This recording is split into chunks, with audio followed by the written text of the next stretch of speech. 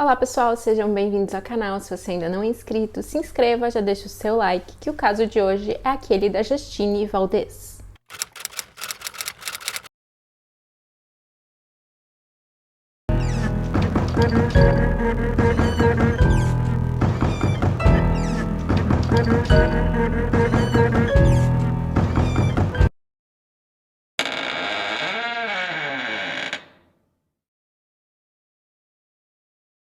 O caso que eu vou contar hoje ocorreu em 2018, na Irlanda. Justine Valdez nasceu no dia 29 de junho de 1993. Na época dos fatos que eu vou contar hoje, ela estava com 24 anos de idade.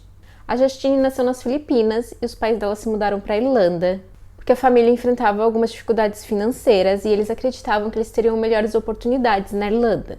E eles enviavam uma quantia de dinheiro para a família que tinha ficado nas Filipinas todos os meses. Até que em 2015 eles tinham juntado dinheiro suficiente para poder levar a filha para morar na Irlanda. Então a Justine foi morar com os pais em um vilarejo lá na Irlanda. E a casa na qual os pais dela moravam ficava nos fundos da casa da família para quem eles trabalhavam. A Justine então passou a estudar finanças na universidade. E ela também conseguiu um emprego de meio período como garçonete em um restaurante. No dia 19 de maio de 2018, a Justine tinha que resolver alguns documentos ali para poder renovar o visto dela, para ela poder continuar morando na Irlanda. E depois que ela fez isso, ela foi à academia. A Justine, ela era filha única e ela era muito próxima dos pais. E apesar dela ser adulta, ela mantinha contato com os pais durante o dia todo, sempre informando onde ela estava ou onde ela planejava ir. E nesse dia não foi diferente. Ela e a mãe tinham trocado mais de 60 mensagens. E a última mensagem que a mãe enviou para Justine foi às 16h20, pedindo para a filha, quando estivesse retornando para casa, passar na padaria para comprar pão. Então, às 17h40, a Justine pegou o ônibus da cidade de Bray para Enniskerry, que era esse vilarejo onde eles moravam. E o ônibus chegou na parada que a Justine tinha que descer às 18h10. E dali ela faria uma caminhada de cerca de 37 minutos até a casa dela. Porém, a Justine nunca chegou em casa. E como os pais não estavam conseguindo se comunicar com ela, ela não estava atendendo as ligações, eles nem conseguiam ali completar as ligações. Também ela não respondia as mensagens. Eles logo perceberam que tinha alguma coisa errada. Eles então entraram em contato com a polícia para reportar o desaparecimento da filha. E a polícia conversou com o pequeno grupo de amigos que a Justine tinha. Porém, nenhum deles sabia dizer onde ela estava. E eles também disseram que não havia ali nenhum sinal de que ela tentaria fugir de casa ou que ela desapareceria por vontade própria. Os investigadores conversaram com os pais, que descreveram o que a jovem estava vestindo naquele dia. E nesse mesmo dia, antes dos pais da Justine entrarem em contato com a polícia, uma testemunha havia ligado para a polícia. E ela contou que ela tinha visto algo que ela tinha considerado muito estranho. Ela contou que às 18h20 ela estava dirigindo na estrada próxima à entrada do Powerscourt House, que é um palácio localizado em Enniskerry. E esse palácio costuma ser bastante visitado por conta dos seus belos jardins. Bom, foi quando ela estava passando próxima à entrada desse palácio que ela viu que havia um carro na cor preta, parado com o porta-malas aberto.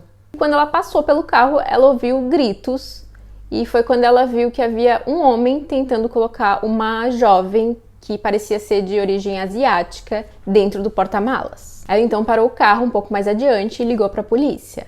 Ela viu quando o carro preto foi embora ali do local, porém ela não seguiu o carro porque ela temia pela própria segurança e também pela segurança do filho pequeno dela, que também estava no carro com ela. Pouco após essa ligação, a polícia recebeu uma segunda ligação, dessa vez de um homem, que também contou que tinha visto algo de estranho na estrada. Ele estava indo para casa, dirigindo em direção a Bray, quando ele passou nessa mesma estrada. E ele passou por um carro e ele viu que o que parecia ser uma criança de origem asiática no banco de trás do carro acenando para ele. Porém, ele ficou um pouco em dúvida porque o que ele achava que era uma criança estava com uma expressão, parecia assim, preocupada. Quando ele chegou em casa, ele contou isso para a esposa e foi então que ele percebeu que ele precisava ligar para a polícia imediatamente. Ele deu uma descrição do modelo do carro e falou que também era na cor preta e essa descrição ela correspondia à descrição dada pela primeira testemunha. Essa ligação foi feita às 19h30 e foi mais ou menos por volta desse horário que os pais da Justine também fizeram a ligação para fazer a denúncia de desaparecimento da filha. Então a polícia vai até o local onde a primeira testemunha tinha visto o carro parado e lá eles encontram o celular da Justine que estava quebrado e também uma sacola com pão. Nesse momento eles estavam seguros de que a Justine tinha sido sequestrada e que eles precisavam agir imediatamente. E o modelo de carro descrito pelas testemunhas não era um modelo muito comum nessa região, haviam poucos desse carro circulando por essa área. E então, através de câmeras de segurança de outros locais, os investigadores conseguiram identificar um carro desse modelo e dessa mesma cor. E eles conseguiram, através dessas imagens, identificar a placa do carro. Eles identificam então que esse carro estava no nome de Nicole Hennessy. Ao falar com a Nicole, ela informa aos policiais que o marido dela tinha saído com o carro e não tinha retornado. O marido da Nicole era Mark Hennessy.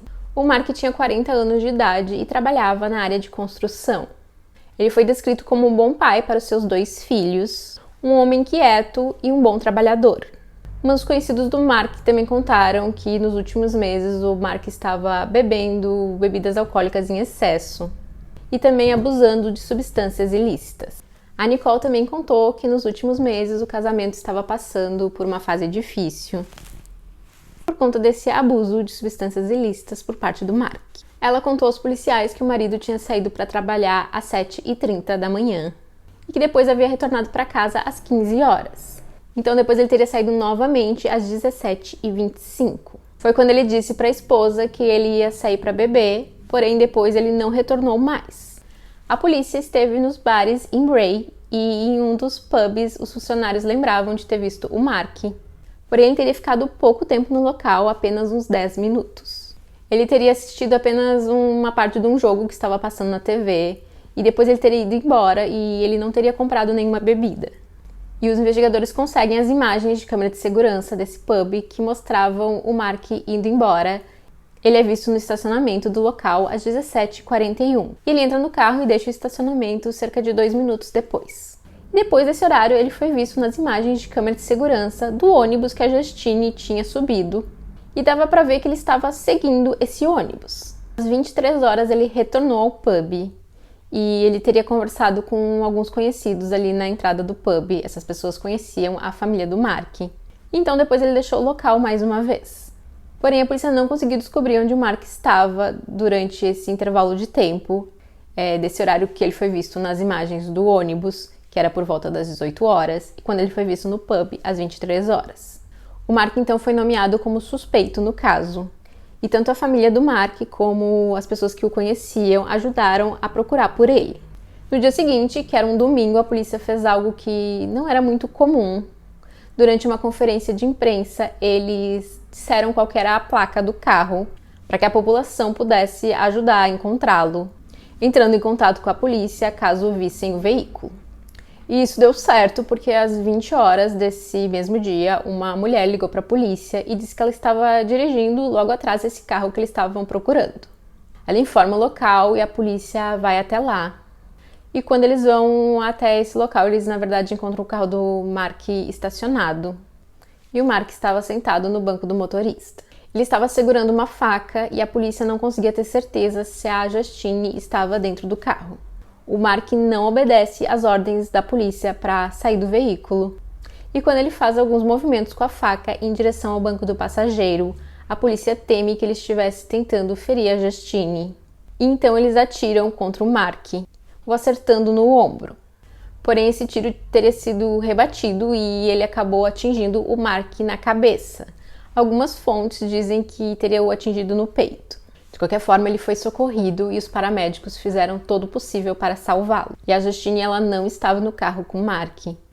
E tanto a polícia quanto os familiares da Justine, eles tinham esperança de que a jovem ainda estivesse viva. E o Mark era uma peça-chave para descobrir onde ela estava. Entretanto, o Mark não sobrevive. No carro, os investigadores encontram um bilhete que dizia "Eu sinto muito" e Puck's Castle.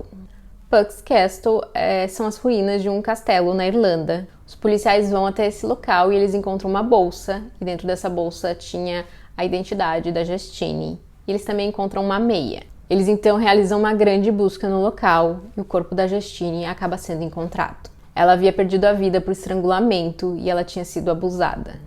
E ela teve a vida tirada cerca de 1 hora depois de ter sido sequestrada. Os irlandeses, muito comovidos com essa tragédia e em apoio à família da Justine, arrecadam dinheiro para que os pais da Justine pudessem levar a filha para ser enterrada nas Filipinas.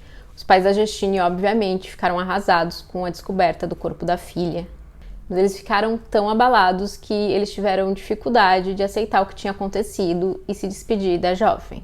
Eles queriam esperar para enterrar a Justine após o que seria o aniversário dela de 25 anos. Sendo assim, ela foi enterrada 6 semanas depois. Os pais da Justine acabaram retornando para a Irlanda mais ou menos 1 ano após ter perdido a filha. E eles consideram que é na Irlanda que estão vivas as últimas memórias que eles têm com a filha. A Nicole, a esposa do Mark, recebeu uma ligação um pouco antes dele ser atingido por aquele tiro. E nessa ligação ele teria dito para ela que tinha feito algo terrível e ele confessou ter tirado a vida da Justine. A Nicole ela não permaneceu na Irlanda e ela se mudou com os 2 filhos para um outro país. E o Mark se tornou suspeito em alguns casos do triângulo de desaparecimento da Irlanda. E eu tenho essa série de casos aqui no canal, caso você ainda não tenha visto, eu vou deixar uma playlist aqui para vocês.